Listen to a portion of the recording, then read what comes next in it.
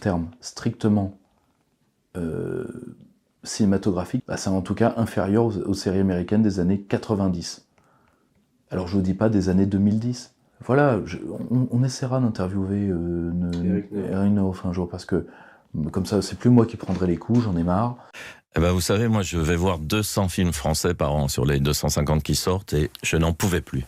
Je suis payé pour ça, mais j'avais l'impression, comme le cinéma ne valait rien, que j'en avais pour mon argent, comme je ne paye pas mes places. Et il y a vraiment quelque chose qui cloche dans tous ces films qu'on voit, parce que le cinéma français, maintenant, c'est vraiment un écran plat. Il y a de très très rares exceptions.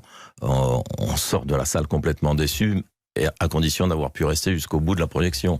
Il y a 250 films français par an, calculé, ça en fait presque un par jour. Qui a besoin de ça ? Comment avoir suffisamment de talent pour remplir les conditions nécessaires pour que le film soit visible? Il y a vraiment un grand malaise et tout le monde le sait, personne ne le dit. Et j'espère que maintenant, on va un petit peu changer les choses, parce que c'est la noyade. Comment voulez-vous que quelqu'un qui a du talent puisse aller... Maintenant, il faut être un fonctionnaire, puisque les films sont financés entièrement avant de faire la moindre entrée. Donc, il faut avoir les télévisions, le CNC, les régions. Le producteur, lui, ne risque absolument rien. Il est salarié, il décroche son téléphone pour faire un tour de table. Alors que c'est un métier qui devrait être fait par des fous, des passionnés, des escrocs, un producteur qui a envie de coucher avec l'actrice, un metteur en scène qui a envie d'être connu. Il devrait mettre... S'il n'a pas d'argent, il a qu'à braquer une banque. En fait, alors oui, il reste encore des gens dans le cinéma français, oui. Pour moi, il en reste deux, Olivier Marchal et surtout Alexandre Astier. Le problème, c'est que c'est quand même la marge de la profession. En plus, Belmondo, il y avait un côté un peu Fernandel chez lui, mais une sorte de Fernandel mélancolique, c'est-à-dire il portait une sorte de soleil avec une pointe de timidité. Alors que Fernandel, c'est un soleil très exubérant, parfois trop d'ailleurs. Quand vous voyez Belmondo, il avait une phrase terrible, il disait « J'espère revoir cette France joyeuse que j'ai connue ». Et malheureusement, dans l'effondrement de la France, vous avez l'effondrement du cinéma français. Alors vous me direz, tous les cinémas européens s'effondrent. Non, à une exception, le cinéma britannique, et en partie le cinéma espagnol. Qui n'est plus vraiment un cinéma européen, faut être honnête. Oui, c'est vrai. Oui, c'est vrai. Le problème, c'est que l'Europe, là-dessus, comme sur tout le reste, est une ruine herméneutique.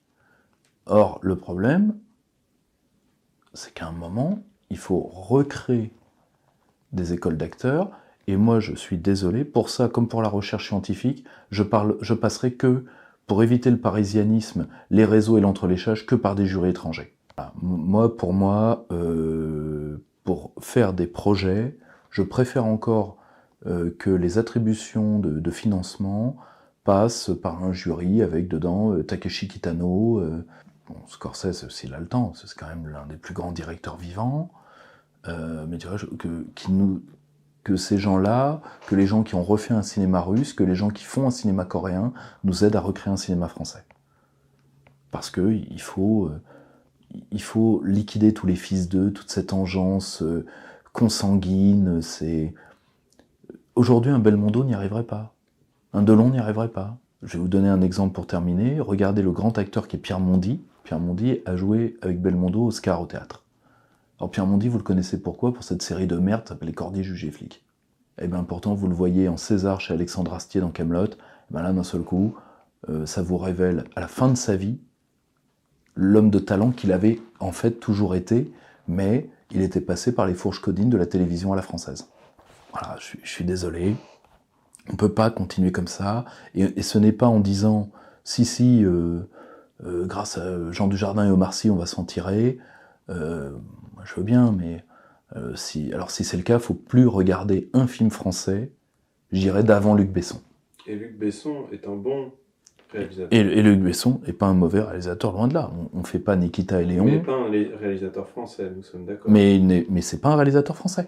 D'ailleurs, hein, il s'en cache pas lui-même. Donc voilà, si on veut que 100 fleurs s'épanouissent, eh bien il faut recréer des écoles pour que 100 écoles rivalisent, comme disait le président Mao. Pour un saltimbanque, un très grand saltimbanque. Mais les Invalides ne sont pas faits pour ça. Mais ça, c'est une volonté du pouvoir macronien